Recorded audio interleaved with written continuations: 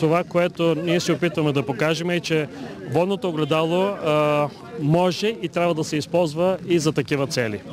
Очаквате ли това скоро да стане?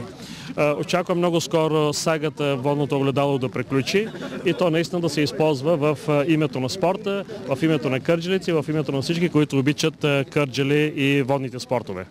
Кмета наистина беше страх, обаче се оказа, че освен шофьорска книжка има и за такива кораби, не знам какво му казват, но да, благодаря на Никси, който е шампион по какви лодки там беше, но който също помогна в организацията и прекръщаването на децата. Всъщност сигурността на нашия град е в единството.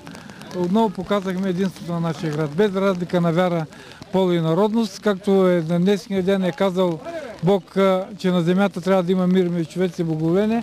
Ние го демонстрираме на дело в Кърджали и аз мисля, че повече думи са излишни.